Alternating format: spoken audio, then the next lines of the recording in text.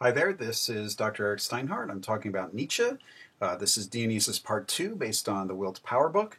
This video is primarily for my Philosophy 4040 class, making these short little videos because we have a snow day and we still need to learn about Nietzsche. So let's get started. Returning to Dionysius, we read section 1052 in Part 1, and now we're going to look at Will to Power 1044.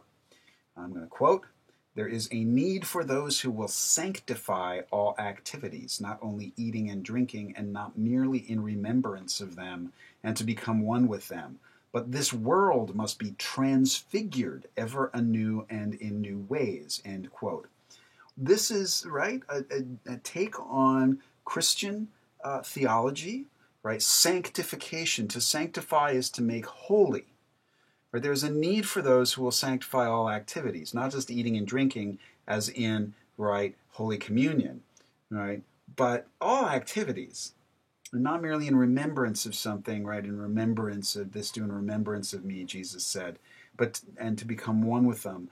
But Nietzsche says, quote, "This world must be transfigured."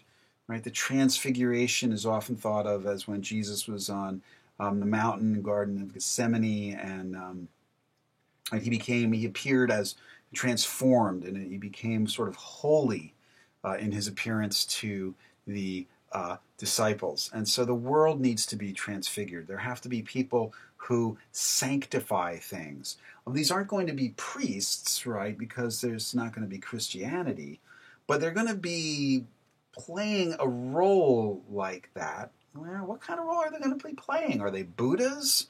Right? Are they Stoic philosophers, Neoplatonic philosophers? Are they, philosophy professors? Who are they going to be? Are they artists, right? And Nietzsche's going to talk about the gay science, about the need for these leaders, right? And he often does call them higher people, higher men, higher women. And they end up being selected based on their nobility, their strength of character, their ability to endure the truth, their ability to lead life to more intense forms of value. So there have to be those who will sanctify all activities. This is part of the Dionysian transfiguration of the world. Let's keep going back into section 1039. Nietzsche says, "How many new ideals are at bottom still possible? Here's a little ideal I stumble upon once every 5 weeks on a wild and lonely walk in an azure moment of sinful happiness, to spend one's life amid delicate and absurd things. A stranger to reality, half an artist, half bird and metaphysician, with no care for reality except now and then to acknowledge it in the manner of a good dancer with the tips of one's toes, always tickled by some sun ray of happiness, exuberant and encouraged even by misery. For misery preserves the happy man, fixing a little humorous tale even to the holiest things." Okay, end of quote. This is, again, to remind you, right, Nietzsche's a very sick man. He's suffering a great deal, in great pain. And he's thinking about misery. He's thinking about suffering. This is not absent-minded, theoretical, or abstract reflection. He suffers and is trying to understand how we can bring joy out of suffering. Nevertheless, it's still, you get this metaphorical language, a sun ray of happiness, right? A lonely walk in an azure moment of sinful happiness. But he says misery, quote, "Misery preserves the happy man, fixing a little humorous tale even to the holiest things," end quote. This again is this ideal of holiness that appears in a lot of these fragments about Dionysius. It goes back to that point about holiness in section 1052, Dionysius versus the crucified, two very different conceptions of holiness, right? With the crucified, you think that this world is shit, but God is holy, right? This world is awful, horrible, it's a sewer, it's a cesspool, it's disgusting, repulsive, filled with immorality and violence and evil. But the Dionysian says, look, all of this is part of the beauty of the world, part of the glory of the world. Being itself is holy. This holiness, right? But in order to endure this holiness, right? You have to be able to laugh. I mean, you have to be able to attach a humorous tale to it, right? Okay, you have to be able to dance, right? Meet reality with as a good dancer with the tips of one's toes. And Nietzsche ends that section with a little reference. He says, quote, "This, as is obvious, is the ideal of a heavy hundredweight spirit, a spirit of gravity." Right? So, the happiest man can't just be levity. Dancing has to recognize grave things, serious, tragic, and terrifying things too, and yet still be able to dance. So this metaphor of dance is agility. Dance is being able to respond in an agile way, not to be crushed or destroyed by the weight of existence, but dancing in chains, Nietzsche will sometimes say. Let's keep going back in time, back to the future, 1034. Right? And I'm going to quote, "We few or many who dare again to live in a dismoralized world. We pagans in faith. We are probably also the first to grasp what a pagan faith is. To have to imagine higher creatures than man, but beyond good and evil. To have to consider all being higher as also being immoral. We believe in Olympus and not in the crucified," end quote. All right, wow, what a rich little passage. A pagan faith. We live in a dismoralized world. That's a world in which God is dead, God is gone. Christianity is over. This is a post-Christian world. It doesn't say demoralized world, just dismoralized. And dismoralized means the removal of Christian morality. He says, we pagans in faith. Now, paganism, right, in his thought, is a return to Greek and Roman values, pre-Christian values.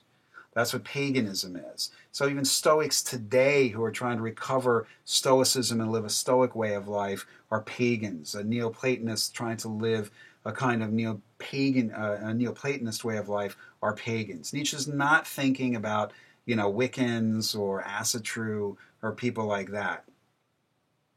But he says that people with a pagan faith, quote, imagine higher creatures than man, but beyond good and evil. So these higher creatures than man, these superhumans, the transhumans, and these higher creatures are beyond good and evil. They're beyond master morality and slave morality, right? They're certainly beyond slave morality, but if beyond good and evil means beyond slave morality, because slave morality is the morality of good and evil, master morality is the morality of good and bad. To be beyond good and evil is to be beyond slave morality, but if you go beyond slave morality, you're going to go beyond master morality too. We have to consider all being higher, Nietzsche says, as also being immoral. It's going to be immoral in the sense not of having no morality, right, but not having slave morality and then not having master morality. It's not going to have a morality based on, right, primate hierarchies, primate dominance hierarchies. He says, we believe in Olympus, right, the Olympian gods, and not in the crucified. Okay, Olympus, the Olympian gods, you've got Athena, you've got Zeus, you've got, Ares. And the Olympian gods have sex. They make war. They're humanity written large, but they're superhuman. They're beyond human. They're transhuman. What would a godlike human being be like? Let's go back to 10:10. Work backwards in the book a little bit. And this is a short one, 10:10, quote, suppose our usual conception of the world were a misunderstanding. Could a form of perfection be conceived within which even such misunderstandings would receive their sanction? Again, sanctification. Continue with the quote, conception of a new perfection, that which does not correspond to our logic, our beautiful, our good, our true, could be perfect in a higher sense than even our ideal, end quote. Things that are superhuman, right? The Olympian deities are this, they're not the old gods of Zeus and Athena, but future superhumans, future things into which we evolve as we transform ourselves, as we transfigure ourselves. It's not going to be like us anymore. It's not going to be our concepts of the good, the true, and the beautiful. They're going to be superior, more perfect in a higher sense than even our ideal. And Nietzsche's not ever really very clear about what this kind of perfection is. That's when he launches into the metaphors of, dancing on the mountaintop under the sunshine. Is he just some stoned, whacked out hippie? That's another way of misinterpreting Nietzsche, right? That Nietzsche's just crunchy granola and let's all smoke pot and run around naked on the mountaintop under the sun. Paganism. We have sex and get high. This is not the right way to think of it. The superhumans are going to have a kind of super morality, and this morality is going to have its own table of values. Life itself is valuation. Superhumans are going to be alive in some sense. Even if they're like computers or AI or something, there's still going to be valuation, right? An order of rank of possible states. There's going to be super flourishing, super consciousness, beyond our consciousness, beyond our flourishing. What's that going to be like? These are the kinds of questions that thinking about Dionysius, a Dionysian way of life, reveals. And if you think about those questions, look, humanity is going to go extinct in this process. Just like the Neanderthals went extinct. We're going to be gone. And that's going to be a terrible process of suffering and tragedy. It's going to be tragic when humanity is surpassed by the transhumans and then the superhumans. It's not going to be like a picnic. It's not going to be rainbows and unicorns and butterflies and sunshine. It's going to be difficult. It's going to be dark. There's going to be lots of mistakes, false paths, lots of danger. But the alternative is simply to go extinct with no future. Right? The alternative is a dead and sterile earth. And Nietzsche is opposed to that. Nietzsche wants a philosophy, a way of life that is life-affirming and life-enhancing.